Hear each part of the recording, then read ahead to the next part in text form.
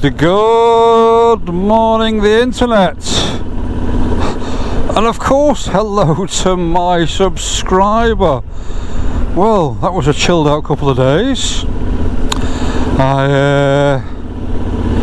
When I first got into Lithuania, I headed for a campsite at the very bottom, and it was free camping, a community campsite, that's a pay, next to a lake, and it was beautiful. And then I headed further into Lithuania, and it's beautiful, isn't it? Headed further into Lithuania, up to the northwest, and I found this other campsite again, which is next to a lake, and utterly beautiful. And that one, they had picnic benches, and it was great, absolutely great. The only difficulty with campsites like that is there's no running water, so you've got to take your water with you and your food, and the toilets are not flushing toilets, they're drop toilets or pit toilets. So now the other campsite wasn't too bad, but them I really don't want to describe them to you. It was wasn't very nice. So what I ended up doing was taking my little spade and my wet wipes, and I went for a walk in the forest. It was just anyway. So that's me back on the road again. This is my last day in Lithuania, because what I'm doing now, I'm heading west towards the coast, which is about 120 kilometers away. And then what I'm going to do is I'm going to follow the coast round into Latvia, and later today I'm going to be in a place called Tallin, which is the capital of Latvia. I'm going to be there for 2 or 3 days, and I'm quite looking forward to Tallinn, actually, because apparently the architecture is really good in the city. So yeah. So the temperature at the moment 17.5 degrees. Yeah, I'm wrapped up against the cold. Actually, it wasn't too bad. Last night wasn't too bad at all, and it was okay this morning. Having my breakfast, sat in the sun, it was lovely, beautiful. Just when you start riding and you get a bit of a cool breeze. Now, this campsite I've just left, and the one before that, beautiful Instagram material, but the one thing they don't tell you about when you see these beautiful pictures in the middle of nowhere with this beautiful scenery, the one thing they don't tell you about is the mosquitoes. Oh, the mosquitoes were there last night and this morning. It was just like being back in Scotland. Really, really annoying. In the past 3 days, I've gone through half a bottle of mosquito repellent. Oh God, they're relentless. Yesterday I was trying to do some video editing, and so I was sat under this gazebo, and in the end I had to go and hide in my tent because it was just relentless. But there you go. And there are some people are lucky.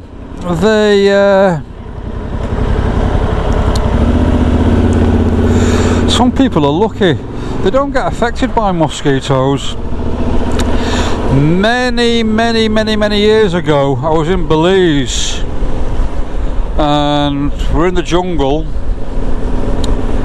and we're in the jungle for about 24 hours camping out, and I was with a little dark-haired Welshman, and there was me. And the next day when we got back to humanity, all my mates took my shirt off and they're like, whoa! And I just had insect bites everywhere, absolutely. My back, they'd got through my shirt, everywhere, my legs, my back, my chest, my head, oh, they were absolutely everywhere. And the little dark-skinned Welsh guy I was with, he had maybe 2 or 3 insect bites.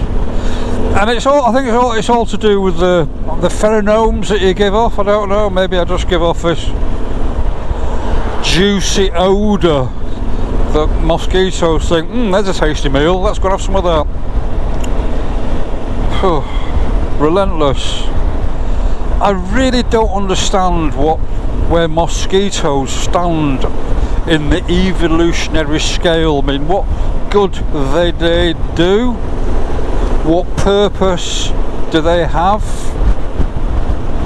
Absolutely hateful. You can be in the most beautiful, tranquil, pleasant part of the globe, and then the mosquitoes will arrive and then make your life utterly miserable. And what did people do before we had repellent? Oh gosh, must have been horrible back in earlier days. Right, look at this beautiful countryside, lovely, absolutely lovely. I mean, when I'm on the motorway, I rush. I hate motorway riding, but sometimes you've got to make the big jump. But when you're in countryside like this, I can take all day, and it's beautiful. I just like to just cruise along nice and easily.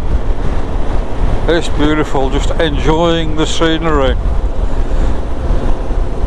And that's what travel should be about, isn't it, really? You know, enjoying the scenery, seeing something different that's from your own country. But yeah. Oh, it's gone to 18 degrees. It's getting warm. So, what have we got now? 130. I've set my GPS for on the coast and a little bit further up, but I'll stop there for a break. So it says 12:50. Time now 9:15. So I've got a couple of hours riding, but I'm looking forward to hitting the coast just to see what the coastal road's like. I love coastal roads.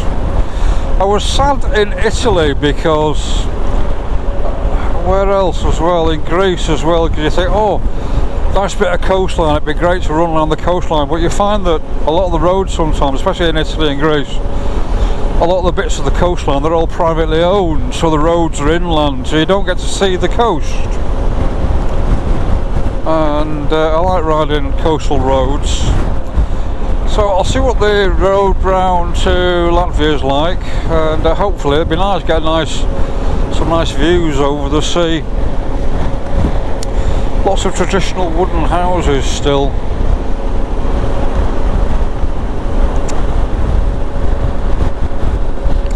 The roads are quite bumpy in that they've been patched time and time again, and I suppose, oh look at that, I suppose it's just easier to patch the road than relay it, because in the winter I would imagine the weather's quite brutal in this part of the world. Cold, damp snow, ice, rain. So on the whole, most of the roads usable, workable. So why not patch it? I suppose it's the cheapest thing to do. I went through one road yesterday, and there's about a stretch of about 1 kilometre, and it was cobbles, which was really weird. I've seen this little Oh, them up like signposts, like totem poles. Right, some forest coming up now, so I'm going to put the music on and I'm going to enjoy the last few hours of my riding in Lithuania. Oh, some nice houses here.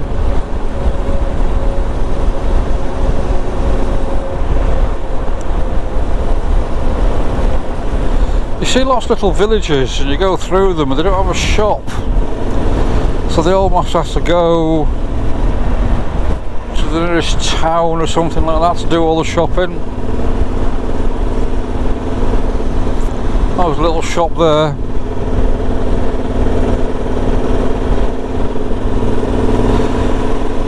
Well, not the last campsite, the one before, there was a little village there and they didn't have a shop, and I had to ride about nearly 20 kilometres really to the next town where they had shops and ATMs. It's I suppose it's a different lifestyle. I suppose where we are in the UK, you get used to having everything available. You know, you're sport for choice with shops, with ATMs, even petrol stations and mini supermarkets now. And I'm quite envious of this lifestyle really. I'm quite envious of you can live away and live out and be not, well, more or less self-contained. I mean, you'll still have to go to the shops once a week, but you're not relying on society. You're just there doing your own thing, minding your own business. I'm quite envious of that, and I quite like the idea of it, to be honest. Maybe that's because I'm an Aquarian. I'm a little bit of a loner anyway, I suppose. I like my own company, but no, I quite like the idea of living away from people, away from the hustle and bustle. Yeah. Oh, look at this little got a bend coming up. Wee, a bend, wee. Let's do this bend. Oh yes. Oh.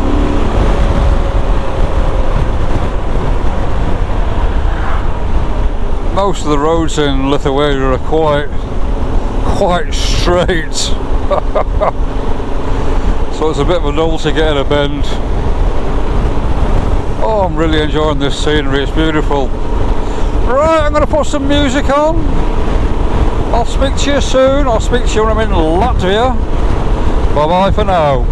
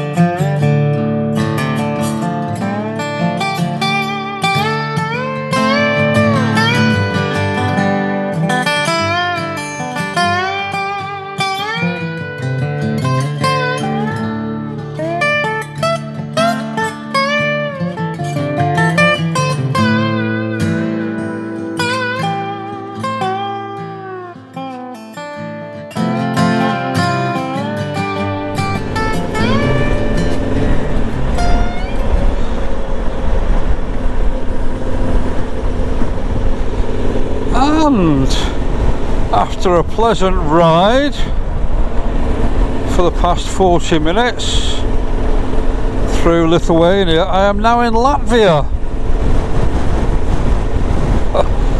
The roads have changed already. Ooh. They're quite bumpy. So, hello Latvia. Good morning.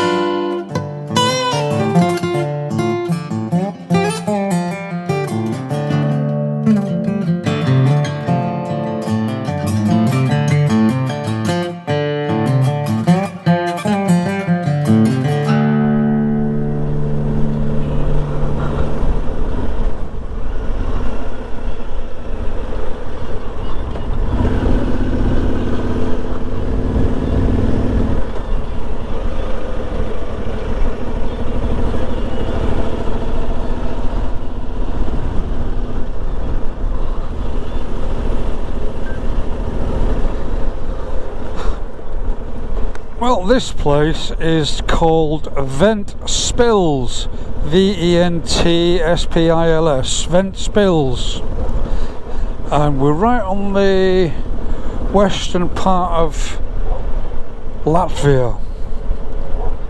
And oh, that dog doesn't like the bull. And it's a seaport, and I could catch a ferry from here over to Sweden. I'm tempted, I was just tempted, but I want to go to Riga, and then I want to go to Estonia, and I want to go to Tallin as well, so I thought I'll just come and have a little look, see what the place is like. A lot of coal there, isn't there? wonder if they're exporting or importing. But yeah, it's very quiet. All the way through Latvia, the roads have been very, very quiet.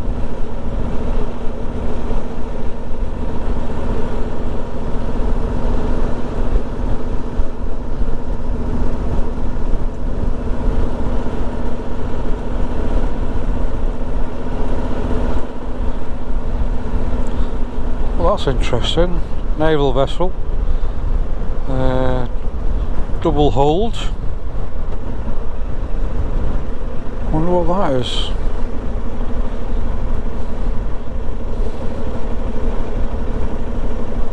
Oh, look at that bull.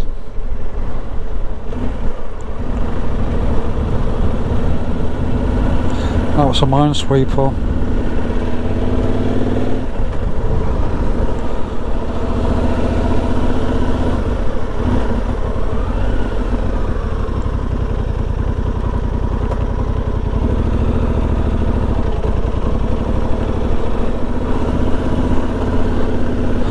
I've got a new tank bag. I bought it when I was in Poland because my other tank bag just fell apart. So, and it's a little bit too wide, to be honest, because when I want to do a tight turn, my handlebars touch the tank bag. But it was either this or an absolute tiny one. So I went for this one.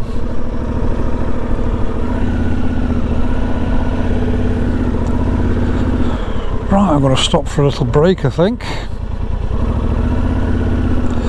because I've got a bounty in my box at the back. I think I've got a bounty, and I think I've got a Twix as well, so I'm going to have a little feast. And there we go.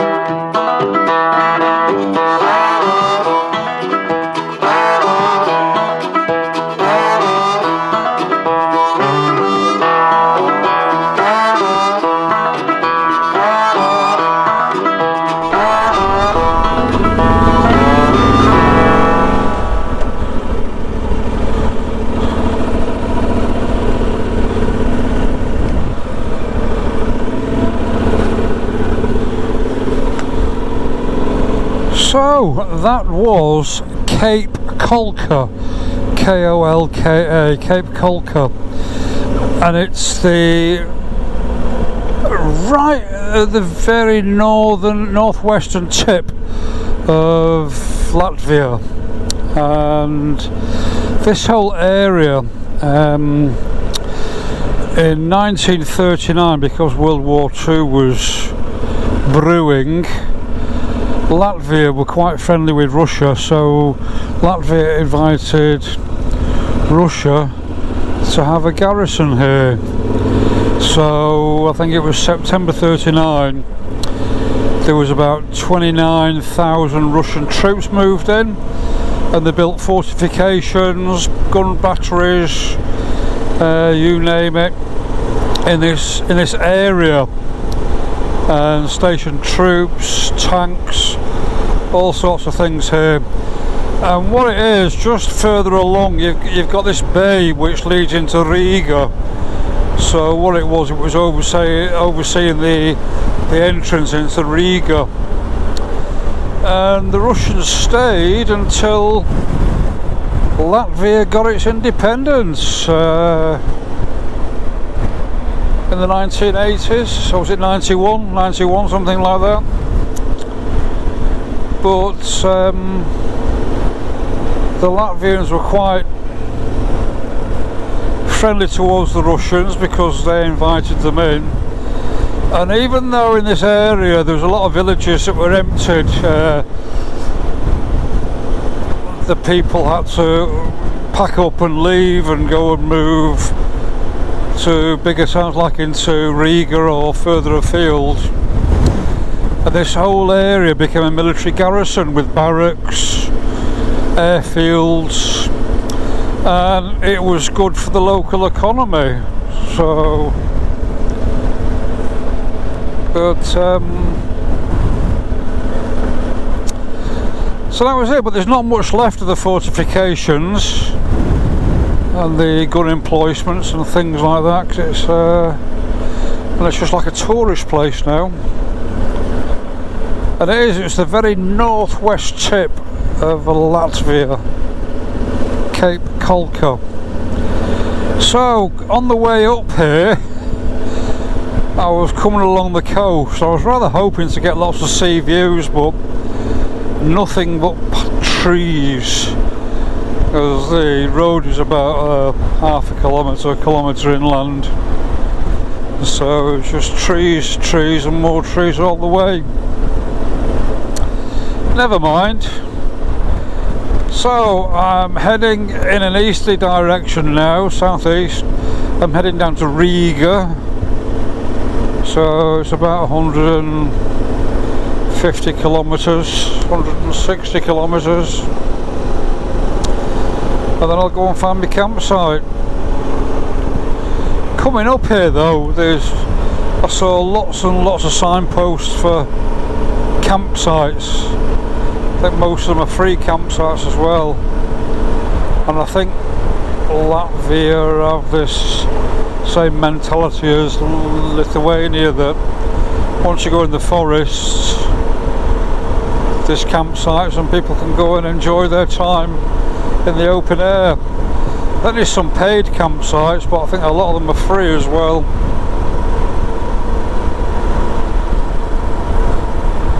Campsite there, that'll be a paid one. I think it's the blue and white signs that have got campsite. They're the free ones. The private ones obviously are a bit more jazzy. So it's still 20 degrees, 20.5 degrees. When I'm off the bike and walking around in the sun, it's hot, it's warm. But then when you get back on the bike, there's a wee bit of a nip in the air.